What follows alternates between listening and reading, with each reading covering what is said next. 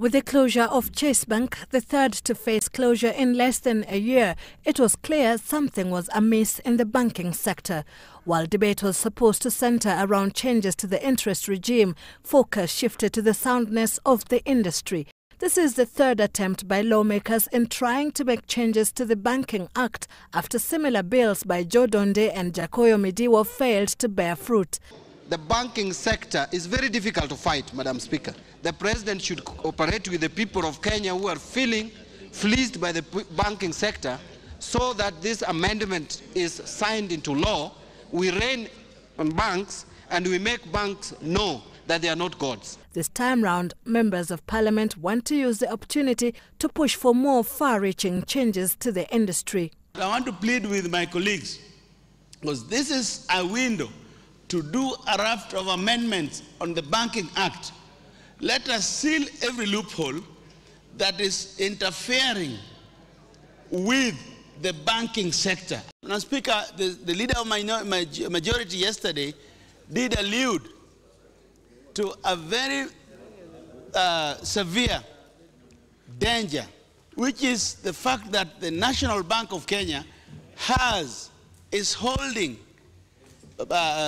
NSSF funds. From the huge billions that the banks are making, we must ensure that insurance is kept, or a pool of funds is established, where if a bank goes under, all the depositors' funds are able to be recovered from that particular pool, like we used to have the insurance pool previously. In the last 3 weeks, National Bank and Chase Bank have been the focus of attention, with credibility questions being raised over the validity of their financial reports. Both banks were forced to restate their financial performance, with NBK posting a shock loss of 1.2 billion shillings, while Chase Bank was forced to indicate the level of its insider loans, which stood at 13 billion shillings. With that in mind, legislators wanted answers to what exactly was the role of the central bank as the regulator, and external auditors that failed to raise the red flag. 1 year, somebody is the best CEO of the year. The following year is the worst criminal. And therefore, we really wonder what kind of parameters do these professional bodies use to analyze and say this is the best man in the world. Then they encourage people to deposit money there.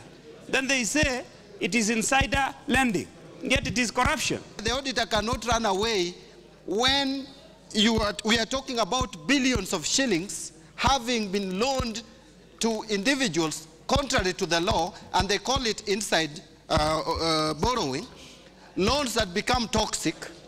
And then the auditor, who is supposed to represent the interests of shareholders, is telling the whole country that is not responsible. Why hasn't the central bank been afforded the necessary tools of having a full board that can take responsibility for some of the decisions we are questioning today? Scores of MPs expressed concern over the possibility of players in the banking industry lobbying members to dropping the amendments. Sylvia Chebet, Citizen Business Center.